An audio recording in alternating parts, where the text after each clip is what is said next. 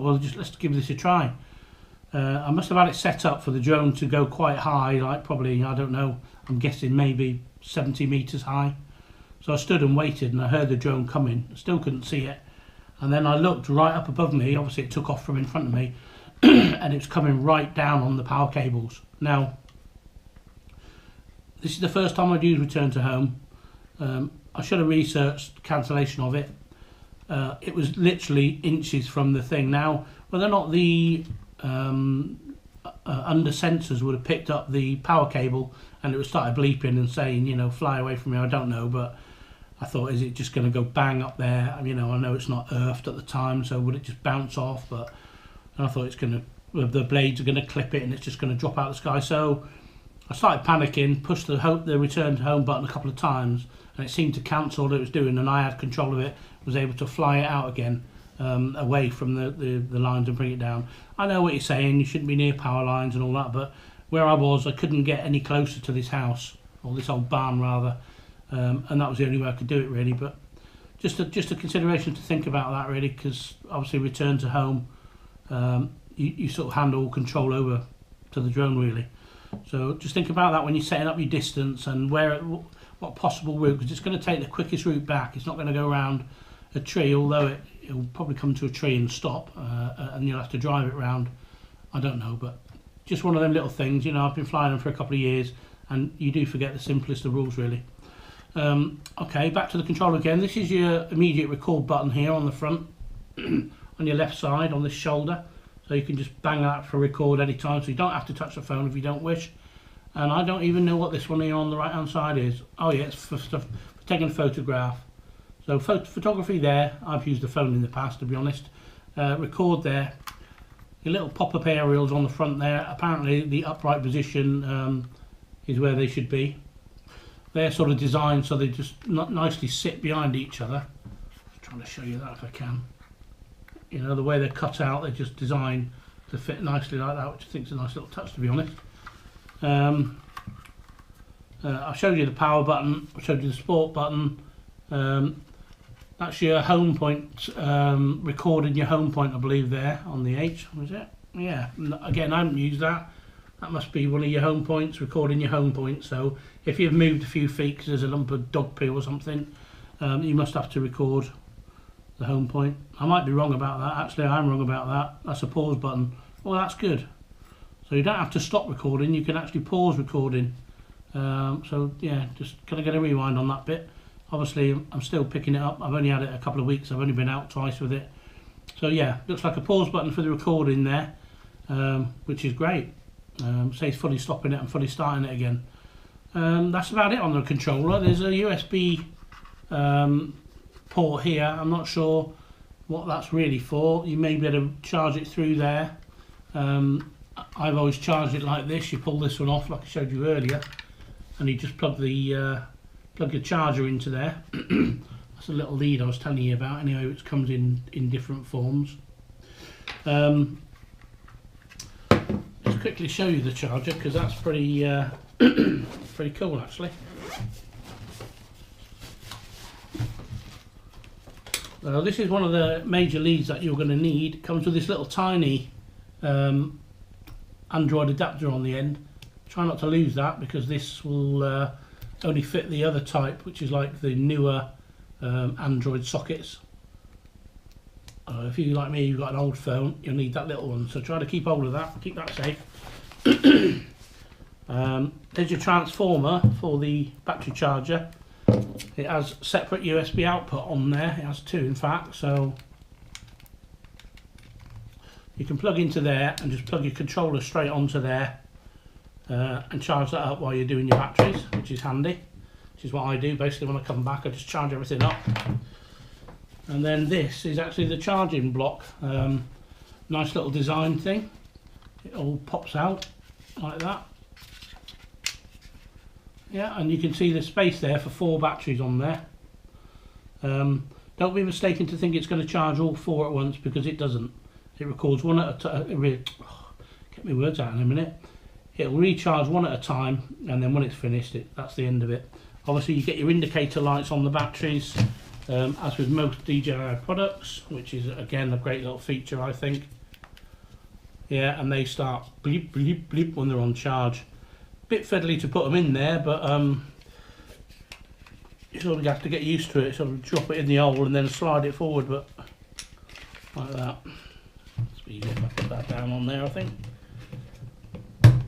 Like that. So they click in like that. They're nice and solid when they're in there, but it's a bit fiddly to get them in there. I don't know why they've made it quite like that, but perhaps it's just my brain. I don't know. The little releases don't do nothing, and then you sort of crack it out like that. So that folds up nice, like I said. That power lead that supplies it only goes one way on there, if you can see that one. That just slots in there nice. Push it in. Nice little cable tidy there to keep it out of the way. And then when you stand it up on the floor, it's obviously got a nice flat surface to put your batteries in, which is I think pretty cool actually. So that's about that for the battery charging side of it. I do like this little charger. I think it's great. It's great that you can just put 4 in there, or in my case I've only got 3, but there you go.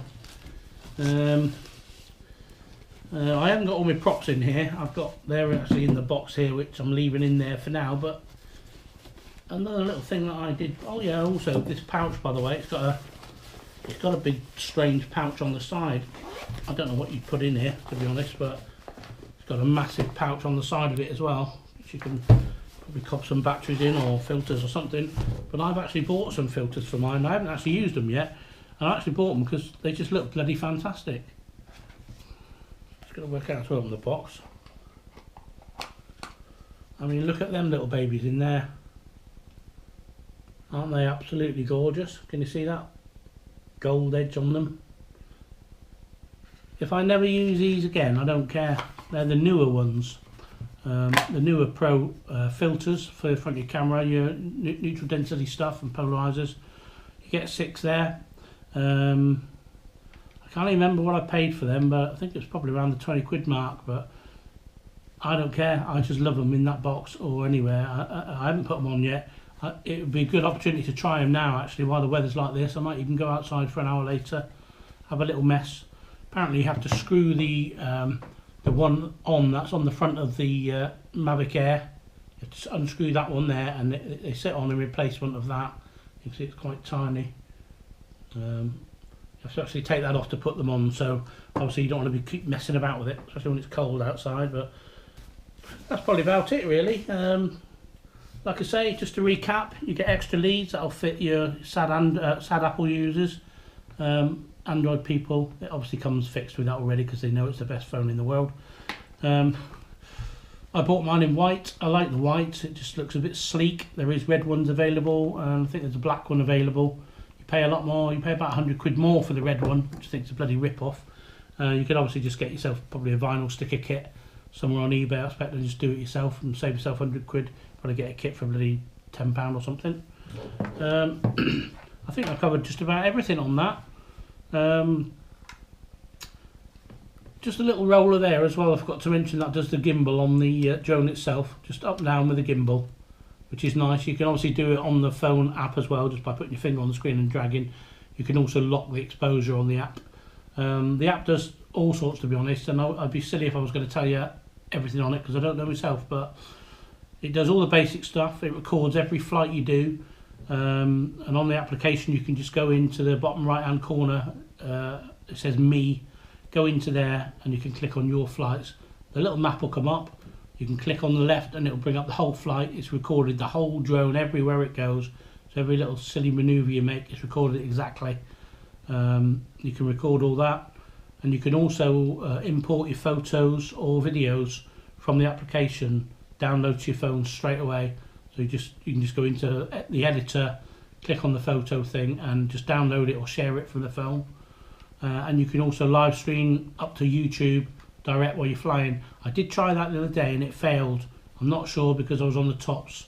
If it was a bit of a signal issue on the phone, I don't know. But anyway, whatever you do, enjoy this fantastic little product. Again, I mean, the products I've bought lately has just been awesome. All the Bose stuff, you know, my new car. Well, that's neat as well. That just clicks in there. Did you see that?